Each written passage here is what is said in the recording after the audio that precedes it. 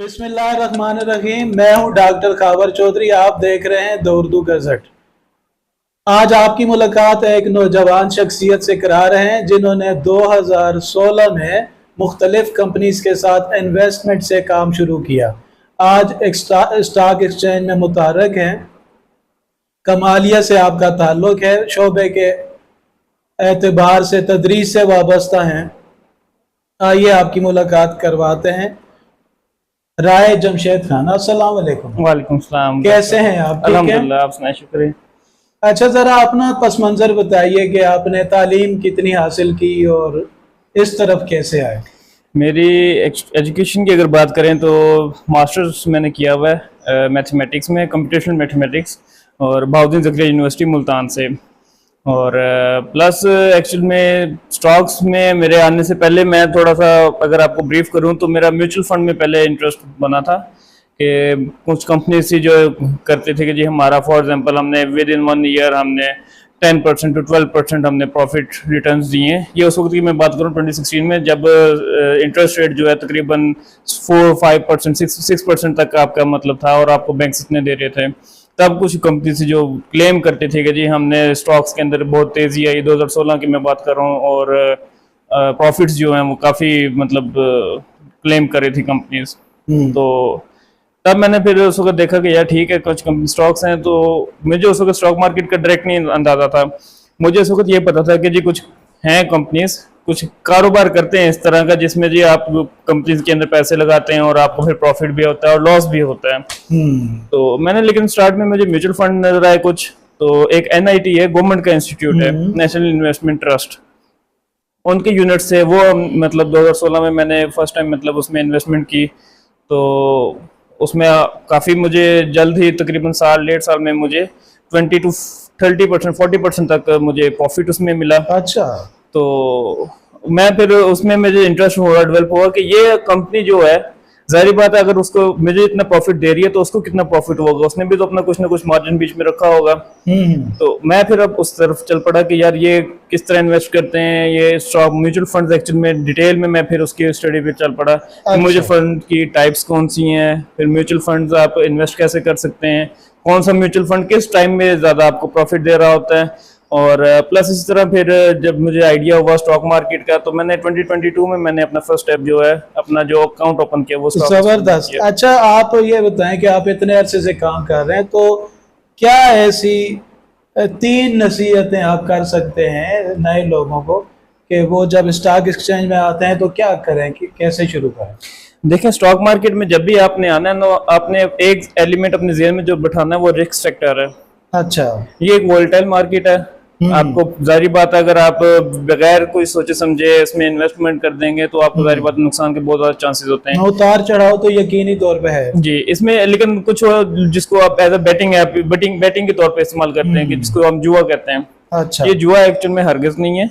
अगर आप अपनी मार्केट रिसर्च करें, ठीक है, आप अपने डिसिप्लिन को फॉलो करें, आप अपने एंट्री पॉइंट्स और एग्जिट पॉइंट्स को पहले से डिफाइन करें कि आपने मार्केट में कब एंटर होना है और आपने मार्केट से एग्जिट कब लेना है।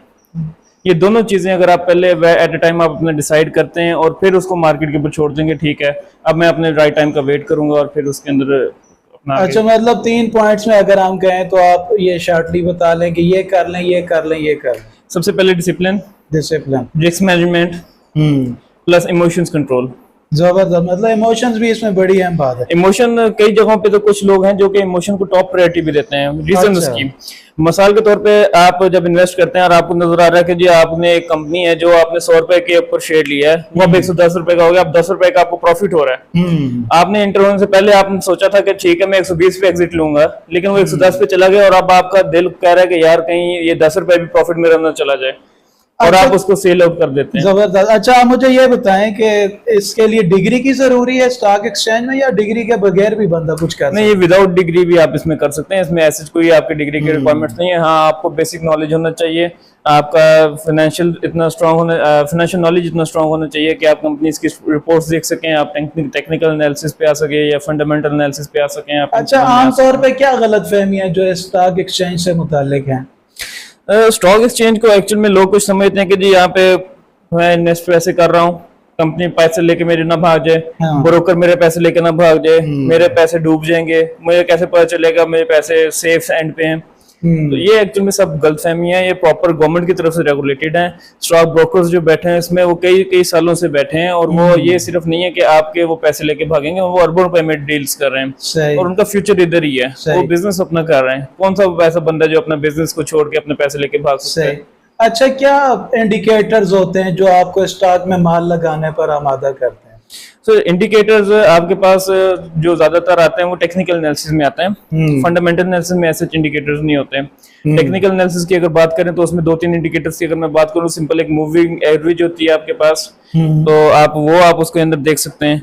प्लस आपके पास फिर ट्रेंड लाइन आ जाती है, आप ट्रेंड को फॉलो कर रहे होते हैं कि उसकी ट्रेंड क्या चल रहा है मार्केट का, क्या वो बुलिश ट्रेंड में है या बेरिश ट्रेंड में है। आप वो लेकिन टेक्निकल एनालिसिस में आते हैं, फंडामेंटल एनालिसिस में इस तरह के इंडिकेटर्स ऐसे आप कहें तो वो नहीं है। सही। अच्छा, ट्रेडिंग में खुदकार निज़ाम जो है उसके कोई नुकसानात हैं या फवायद है? सर खुदकार निज़ाम जो है जिसको आजकल सॉफ्टवेयर एआई के थ्रू बने हुए हैं जो कि सारे टेक्निकल एनालिसिस के ऊपर बेस करते हैं। अच्छा। वो आपको चेक करते हैं कि जी ठीक है इस वक्त आपको एंट्री लेनी चाहिए, एग्जिट लेना चाहिए। उसके कुछ फायदे भी हैं, नुकसान दोनों उसमें मौजूद हैं। मसलन क्या फायदा होता है, क्या नुकसान होता है? तो फायदे की अगर बात करें तो आपका सबसे पहले तो ये है कि आपको ऐसे मार्केट ज्यादा डीपली आप इतनी जल्दी एनालिसिस नहीं कर सकते जितनी जल्दी आपका कंप्यूटर आपका एनालिसिस कर सकता है। आर्टिफिशियल इंटेलिजेंस का दौर है ये। सही। तो अगर वो आपको ऑटो पे आपके एंट्रीज भी ले रहा है, एग्जिट भी ले रहा है। नुकसानात की तरफ बात करें तो आपके अंदर फिर उसमें वोलेटिलिटी काफी जगहों पे आ जाती है। फॉर एग्जांपल आप वॉर्स को क्लेम नहीं कर सकते।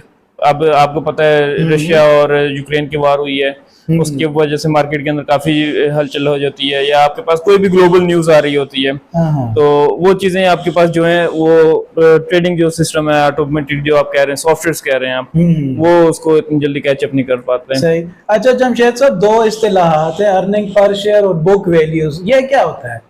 सर आपने मिसाल के तौर पे एक कंपनी है, उसका शेयर 10 रुपए का है। अच्छा ठीक है, और उसके 100 शेयर है। फॉर एग्जाम्पल 1000 शेयर हम चले कर लेते हैं for the sake of simplicity. 1000 share हैं, उसको 1 लाख रुपए का प्रॉफिट हुआ है। 1000 शेयर है, 1 लाख रुपए का उसका प्रॉफिट हुआ, तो पर शेयर आपके ख्याल में कितनी बनी है इसकी? अच्छा 1 लाख है 1000 रुपए, तो आपको सिंपल सा मैथ है ये, आपको 100 रुपए का आपको प्रॉफिट हुआ, तो पर शेयर आपको जो प्रॉफिट हुआ वो 100 रुपए का होगा। तो ये आपके पास आ जाती है अर्निंग पर शेयर। अच्छा। प्लस आपके पास जो बुक वैल्यू होती है वो ये होती है कि फॉर एग्जांपल एक कंपनी है, उसकी मालियत फॉर एग्जांपल आपने कुछ उसके ऊपर जारी बात है कंपनी लोन पे भी काम कर रही होती हैं, डेट पे काम कर रही होती हैं, वो कंपनी मिसाल के तौर पे आज के दिन बंद हो जाती है। अच्छा। अब उसकी जितनी भी उसकी जमीन है, उसके अंदर मशीनरीज हैं, उसके जितने भी एसेट्स हैं, उन सब एसेट्स को आप बेच दें, वो जो आपके पास कैश आएगी उससे आपने उसकी लायबिलिटीज हैं जो कर्जे उसने लिए हुए हैं या जो भी पैसे हैं वो उतार दिए, बाकी जो पैसे उसके बच गए वो अगर आपने सारे शेयर होल्डर्स में डिवाइड कर दे तो वो आपके पास आ जाती है बुक वैल्यू की, उसकी वो बुक वैल्यू क्या होगी। जबरदस्त। अच्छा ये बताएं, स्टॉप लॉस जो है हमेशा फायदेमंद होता है? नहीं, इसमें हमेशा तो फायदेमंद नहीं होता। कई जगहों पे कई बार ऐसा भी होता है कि वो आपका स्टॉप लॉस जो है वो हिट करने के बाद मार्केट दोबारा ऊपर चली जाती है। अच्छा। या आप मिसाल के तौर पर आपने 50 रुपए का एक शेयर लिया है, आप उसके अंदर ट्रेडिंग में लगाते हैं और लेते हैं, बाई कर लेते हैं 50 रुपए पे, और 40 पे आपने उसका स्टॉप लॉस लिया है, और वो कई बार होगा आपका कि वो आएगी मार्केट 40 पे हिट, आपका स्टॉप लॉस हिट करेगी, हिट करने के बाद वापस ऊपर चली जाएगी। अच्छा। तो उसके लिए आपको फिर इसको आप वार्सा एक इफेक्ट है वो आप इसको भी कह रहे होते हैं। अच्छा। तो इस वजह से ये फिर कभी कभार ये आपका स्टॉप लॉस जो है वो गलत भी साबित हो जाता है। सही सही। अच्छा, स्टॉक मार्केट में पेशगोई काम करती है या ये उम्मीदों और जज्बात का खेल है? सर उम्मीदों और जज्बात भी मतलब आप कहें तो इसमें ये एक अहम एलिमेंट तो है, लेकिन जो पेशगोई है वो ज्यादा मैं उसको प्रेफर करता हूँ कि आपका जो फ्यूचर एस्पेक्ट है ना आप वो ज्यादा एक्सप्लोर करते हैं इसमें कंपनीज में। अच्छा। आप उसके मिसाल के तौर पे कंपनी के रिपोर्ट्स देखते हैं कि उसको कितना फायदा होगा, उसके फ्यूचर प्लान्स क्या हैं, आप उसकी प्रॉपर प्रेडिक्शन करते हैं कि ठीक है आप सारा एनालिसिस करने के बाद कि ठीक है कंपनी फ्यूचर में प्रॉफिट्स करेगी या नहीं करेगी। सही सही। अगर तो वो प्रॉफिट करेगी तो फिर जारी बात है फिर वो उस हिसाब से आप उसके चलते। अच्छा, कोई आदमी कामयाब बनता है इस फील्ड में, तो उसके लिए मेहनत ज़रूरत है, उसकी अपनी ज़ाती काबिलियत है, या महज किस्मत उसका साथ देती है? सर किस्मत आपकी सिर्फ एक या दो बार चल जाएगी, ये तो नहीं होगा कि आप हमेशा किस्मत के सहारे ही चलते जाएं। अच्छा। तो आपकी मेहनत और आपकी काबिलियत, ये दोनों आपके एक बहुत एलिमेंट हैं, इंपॉर्टेंट एलिमेंट्स हैं कि जो आपको चाहिए होते हैं, हार्ड वर्क। तो आपको उसके लिए जारी बात है, आपको स्टडी करना पड़ेगा, आपको मार्केट एनालिसिस करना पड़ेगा, आपकी सारी चीजें आपकी जरूरी हैं। मतलब मुसलसल मेहनत का अमल है ये। मेहनत बिल्कुल ऐसे ही है। अच्छा, मार्केट की सबसे गैर यकीनी चीज आपकी नजर में क्या है?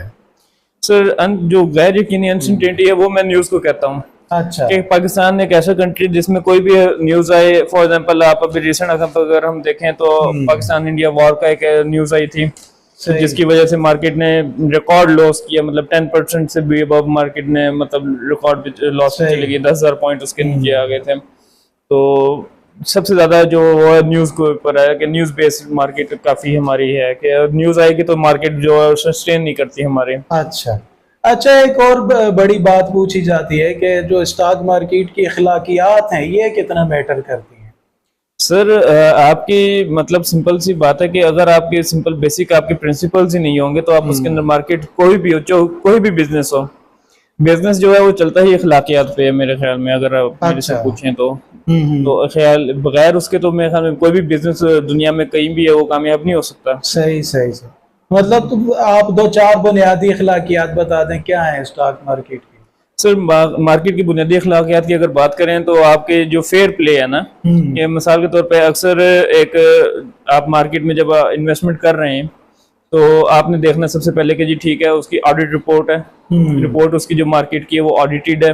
अच्छा। कई कंपनीज हैं कि जो कि जारी बात है वो फाइनेंशियल रिपोर्ट अपनी पब्लिश कर देती हैं। अच्छा। लेकिन वो जो ऑडिशन है, ऑडिटर उनका ऑडिट वो जो इतनी अच्छी कंपनी से नहीं करवाती। A+ कैटेगरीज की कुछ कंपनी जो ऑडिट करती हैं, कुछ जो सी पता होता है कि जी ये इस कंपनी का जो ऑडिट रिपोर्ट है ना वो थोड़ी सी मशकूक है। सही। तो अगर उसके फाइनेंशियल अच्छे आपको शो ही नहीं कर रहे हैं तो जारी बात है फिर उसमें आपको आगे कैसे आप उसमें इन्वेस्ट कर सकते हैं। अच्छा, कोई ऐसी सरमायाकारी जिससे आपको नुकसान हुआ हो और फिर उसने आपको कोई सबक भी दिया हो? सर लॉस एक्चुअल में मेरे हिसाब में जो मार्केट, स्टॉक मार्केट या किसी भी मार्केट की अगर आप बात करते हैं तो सबसे बड़ा लॉस आपको तब होता है जब आप किसी कंपनी में इन्वेस्ट नहीं कर रहे होते। अच्छा।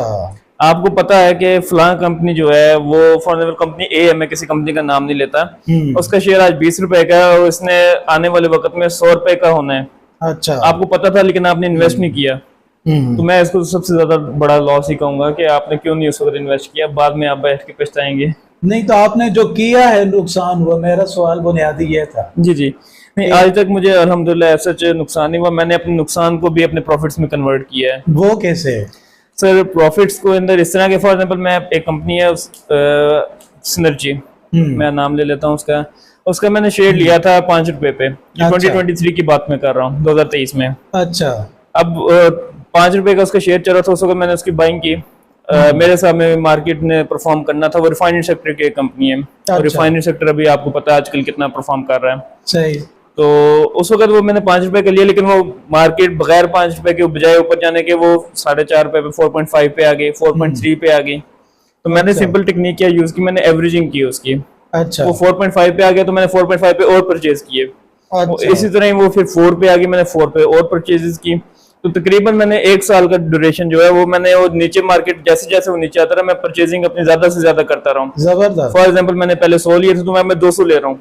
जारी बात है, एक कंपनी है, आपको पता है कि उसके फंडामेंटल अच्छे हैं, आपको पता है उसके आगे बढ़ना ही बढ़ना है। तो आप अगर सिंपल आपसे मैं सवाल करूं, एक कंपनी है उसकी सेल लगी हुई है, शर्ट्स पे उसने कहा 25% ऑफ। अच्छा। तो आप क्या करेंगे? जारी बात है परचेजिंग करेंगे कि ठीक है यार अभी मार्केट में वो कंपनी ने सेल लगाई हुई है, सस्ती दे रही है, तो आप मजीद परचेज करेंगे। सही। तो मैंने भी वही काम किया, मैंने उसमें परचेजिंग करता रहा और 5 रुपए वाली जो मेरी स्टॉक है उसकी एवरेज मेरी 4 रुपए पे आ गई। जबरदस्त। और आज वो कंपनी जो है वो मैंने उसको होल्ड रखा है, तो आज वो कंपनी तकरीबन 7-8 रुपए पे ट्रेड भी कर रही है, 7 रुपए पे तकरीबन मेरे ख्याल में आज वो ट्रेड कर रही है। जबरदस्त।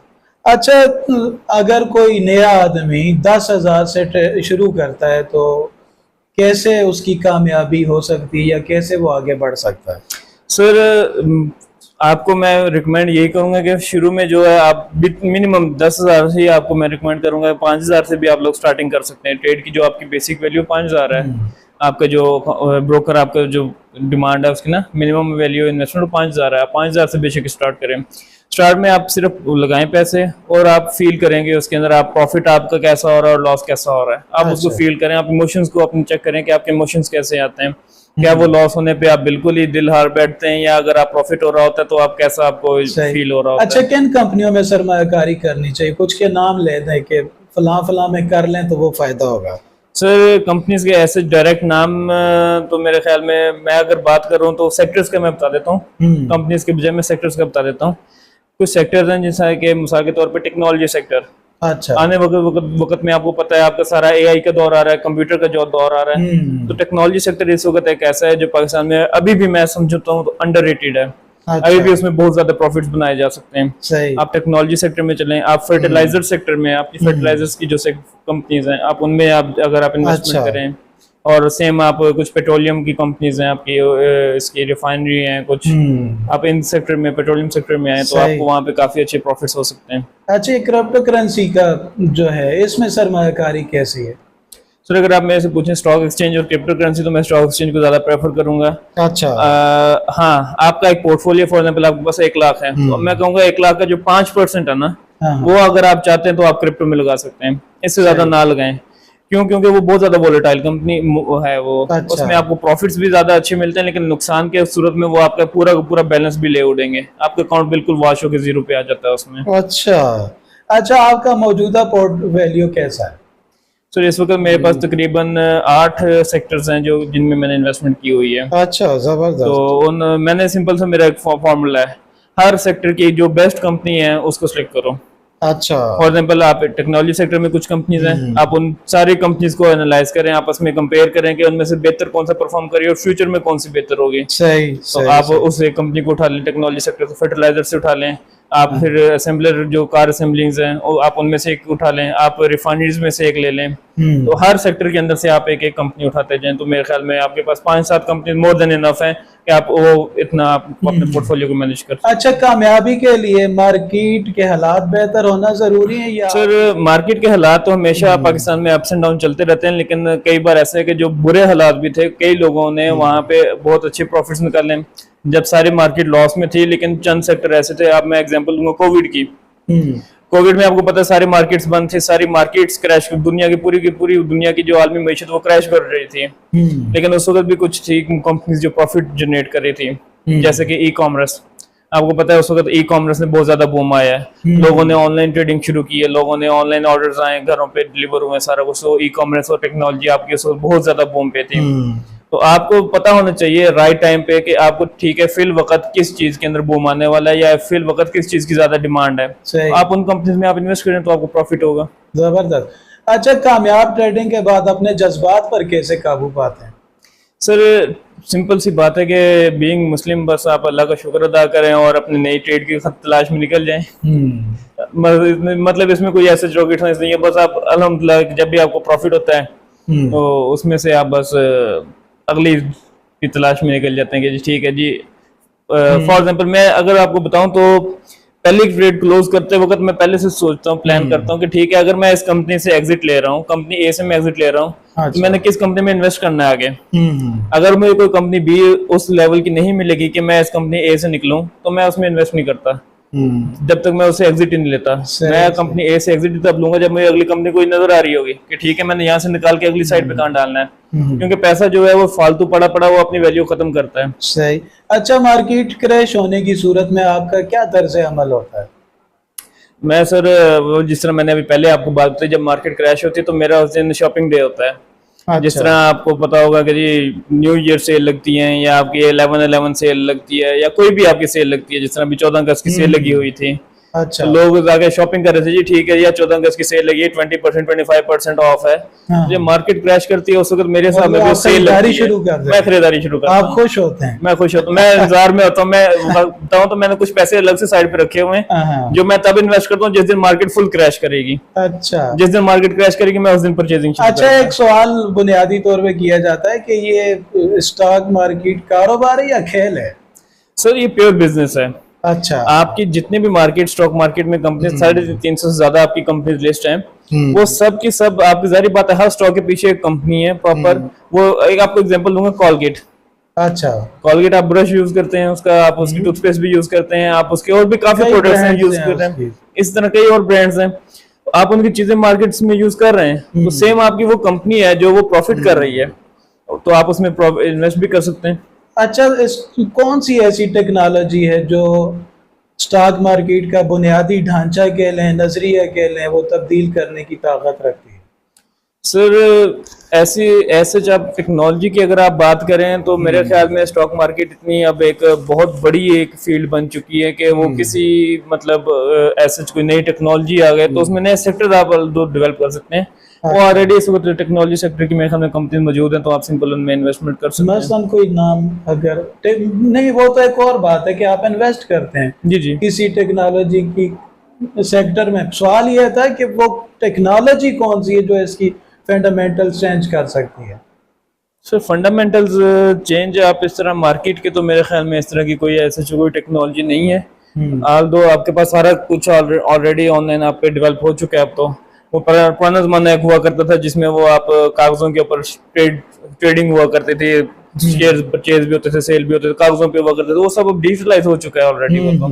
तो उसमें फेयरनेस काफी आ चुकी है अब तो। अच्छा, कोई आदमी जिसके पास अच्छी सारी अमाउंट है जी जी। और वो 10 साल के लिए भूल जाना चाहता है, तो उसको किस सेक्टर में इन्वेस्ट करना चाहिए? सर मेरे हिसाब में 10 लाख या जितनी भी उसकी अमाउंट है 10 साल के लिए भूल जाए, 10 साल के लिए, तो सर आप स्टॉक मार्केट मेरे ख्याल में बेस्ट ऑप्शन है। और आप जितनी ज्यादा लंबे टाइम के लिए उसमें इन्वेस्ट करेंगे उतना बेहतर है। सेक्टर की अगर आप बात करें तो जिस तरह मैंने पहले कहा है, मेरा जो फेवरेट सेक्टर है वो टेक्नोलॉजी सेक्टर है। क्योंकि मुझे वहां पे बहुत अच्छे रिटर्न्स मिले हैं, with in very short time में बहुत अच्छे रिटर्न्स मिले हैं उसमें। तो प्लस अगर आपको मैं एक एग्जांपल लेता हूँ, फॉर एग्जांपल आप मुझे बताएं, आपसे मेरा एक क्वेश्चन है, आज से 20 साल पहले एक कंपनी थी, उसमें आपने 1 लाख रुपए इन्वेस्ट किया होता, तो आज 2025 में, 2005 में आपने इन्वेस्ट किया, 2025 20 साल गुजर गए हैं, तो क्या आपके ख्याल में 1 लाख कितना बन चुका होगा? यकीनी तौर पे अगर हम गोल्ड को देखते हैं तो उस जमाने में 5,000 के करीब तोला था जी। तो अब जाहिर है उसकी वैल्यू बहुत बड़ी हुई है।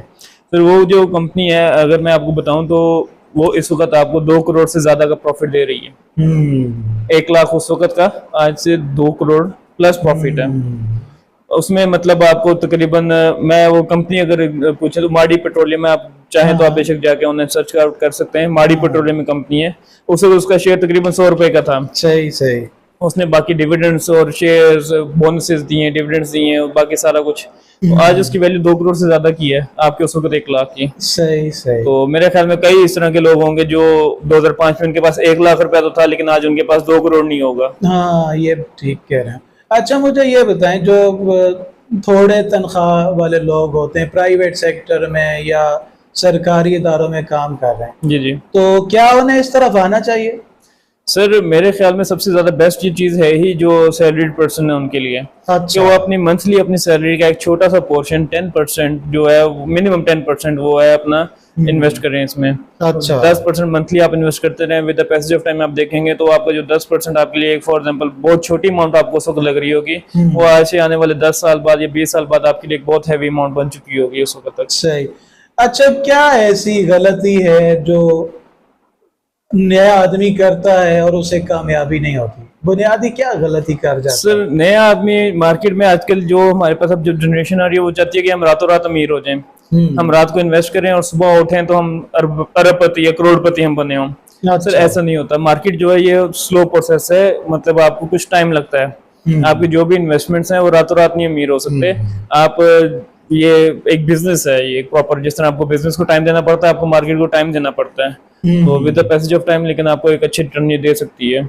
अच्छा, आपने इतना 9 साल करीब आपको हो गए, तो अब भी आपको एहसास हो कि यार ये महारत मैं सीख लूं तो मैं ज्यादा आगे बढ़ूंगा, तो वो कौन सी महारत होगी जिसके लिए आपके जहन में सवाल? सर सीखने का अमल तो मेरे ख्याल में हर वक्त जारी रहता है, चाहे आप मतलब जितने भी बड़े हो जाएं, आपको हमेशा आप लर्निंग प्रोसेस है, कंटिन्यूस प्रोसेस है ये लर्निंग का। तो अगर आप मेरे से पूछें तो मैं क्योंकि जो स्टॉक मार्केट मैंने स्टार्टिंग में जिस तरह मैंने बताया कि 2016 में मैंने म्यूचुअल फंड से स्टार्ट किया। अच्छा। तो अगर मुझे उस वक्त स्टॉक मार्केट का उस वक्त में नॉलेज होता, मेरे फंडामेंटल एनालिसिस, टेक्निकल एनालिसिस का उस वक्त मैं मास्टर कर लेता, तो वो 2016 से 2022 तक जो मेरे तकरीबन 6 साल बनते हैं, इन 6 सालों के अंदर अगर मैं ज्यादा मतलब प्रॉफिट अगर मैं चाहता तो इन 6 सालों का भी ज़ाया ना होता। सही। अच्छा, आपकी जो डिग्री है, एजुकेशनल डिग्री, उसने आपको कितना सपोर्ट किया है स्टॉक एक्सचेंज में? सर देखें, मेरी डिग्री मैथ्स के अंदर है, तो जाहिर बात है कैलकुलेशंस कुछ होती हैं जो कि आपको मतलब सपोर्ट कर देती हैं। आपको बेसिक मैथ्स की स्किल्स आनी चाहिए ताकि आप कैलकुलेशंस के अंदर थोड़े अच्छे हों, तो आपको मेरे ख्याल में आसानी थोड़ी हो जाती है। अच्छा, मुझे ये बताएं कि एक हम जिस समाज में रहते हैं इसमें लोगों की अजीबोगरीब तरह की रस्म और रिवाज होते हैं। मसलन आम दुकानदार को देखा गया है कि वो सुबह कुछ फूंक के अपनी दुकान के आगे डाल रहा होता है।